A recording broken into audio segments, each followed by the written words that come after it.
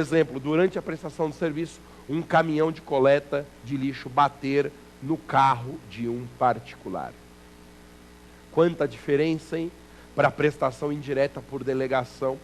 Porque na prestação indireta por delegação, via concessionários e permissionários, se o dano é causado na execução do serviço, a responsabilidade é do prestador. Aí eu tenho que acionar o concessionário e o permissionário, e não o Estado.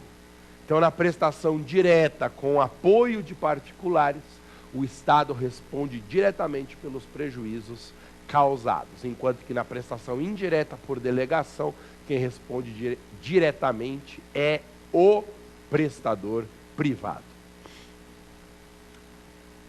Última questão importante, nós já encerramos o primeiro bloco do programa de hoje. As formas de prestação indireta de serviço público por delegação são basicamente três: concessão, permissão e autorização. Concessão de serviço público, permissão de serviço público e autorização de serviço público. Vamos encerrar então o primeiro bloco de hoje, tratando das diferenças entre concessão, permissão e autorização.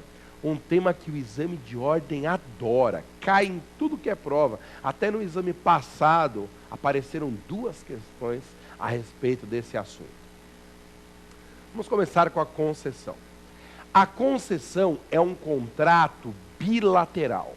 É um contrato bilateral, em que se delega a prestação do serviço público a um particular, e não o próprio serviço. Não é o serviço público que é delegado na concessão, mas apenas a prestação. O serviço é delegado a uma pessoa jurídica privada. Concessão só favorece pessoa jurídica. Essa pessoa jurídica é selecionada por concorrência pública, uma licitação na modalidade concorrência pública, e é sempre outorgada por prazo determinado. Veja se você guardou. A concessão é bilateral, a concessão transfere a prestação do serviço, mas não o serviço em si. Ela só favorece pessoas jurídicas, selecionadas por licitação na modalidade concorrência e mediante prazo determinado.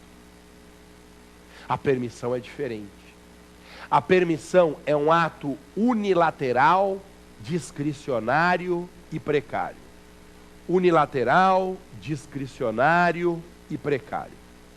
Unilateral, portanto, não tem natureza jurídica de contrato. É um ato expedido apenas pela administração pública e que não depende da anuência do particular. Discricionário, porque há uma margem de liberdade que envolve a outorga da permissão.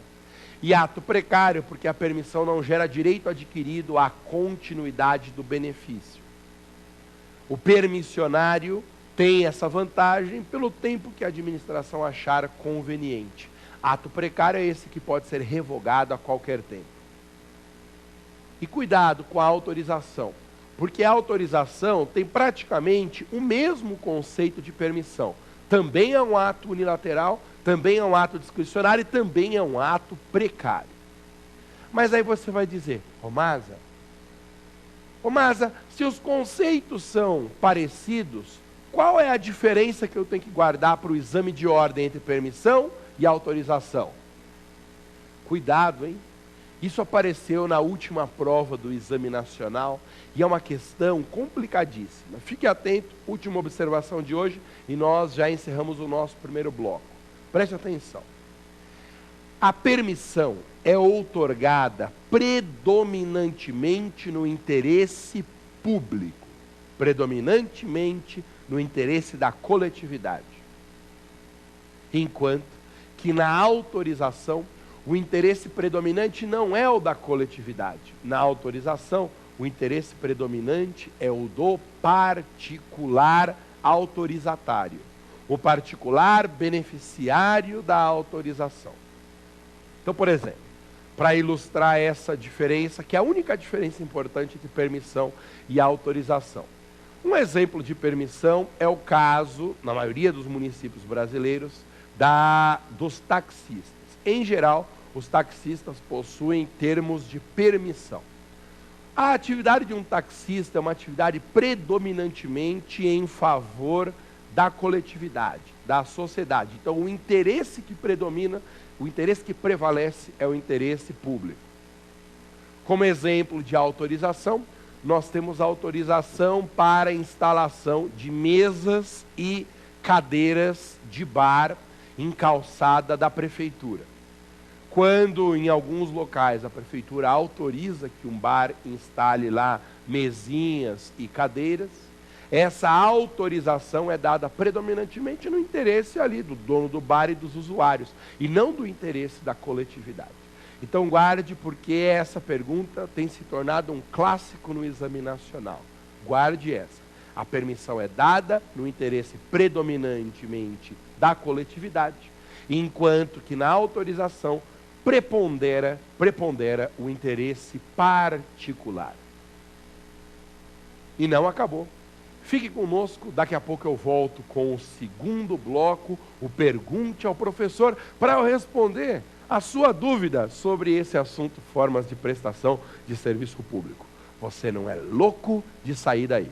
Até daqui a pouquinho.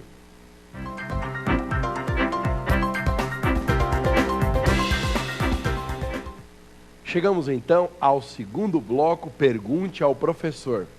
E se você quiser participar desse bloco do programa, você pode mandar a sua dúvida pelo e-mail provafinal@lfg.com.br, provafinal@lfg.com.br.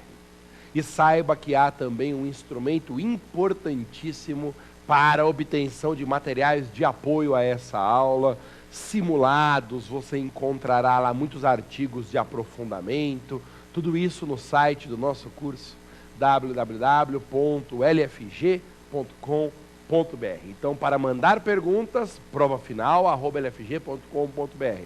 Para ter acesso a materiais complementares, vídeos, artigos, www.lfg.com.br. Aí você manda a sua pergunta e no próximo programa a dúvida que eu respondo é a sua. Aí você fica famoso, todo mundo fica te conhecendo. Mande então a sua pergunta para o provafinal@lfg.com.br. E no programa de hoje nós temos 5 questões feitas pelos nossos telespectadores de todo o Brasil. Vamos então para a primeira pergunta. Na tela, Plumazinha. Professor Maza, a parceria público-privada é um tipo de concessão? Interessante pergunta, porque eu não cheguei a comentar hoje sobre parceria público-privada. É muito importante eu falar algumas coisinhas sobre isso. O que é a parceria público-privada?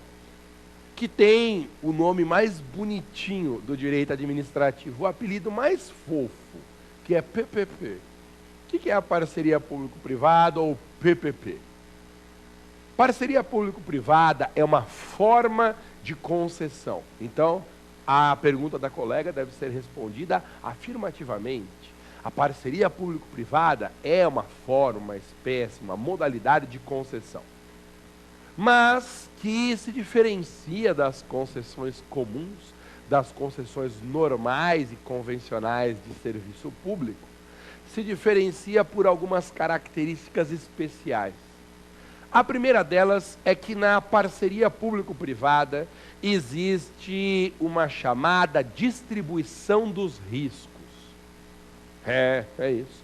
Os riscos do negócio, os riscos do empreendimento são divididos entre o parceiro público, que é o Estado, e o parceiro privado, que é o particular. Além dessa distribuição de riscos, a parceria público-privada sempre terá um prazo de duração superior a 5 anos. PPP sempre dura no mínimo 5 anos. E o objeto de uma parceria público-privada sempre tem que ter o valor superior a 20 milhões de reais. Então guarde. Parceria público-privada tem distribuição de riscos, duração superior a 5 anos e objeto com valor de, no mínimo, 20 milhões de reais. Outra coisa importante. Nas parcerias público-privadas, agora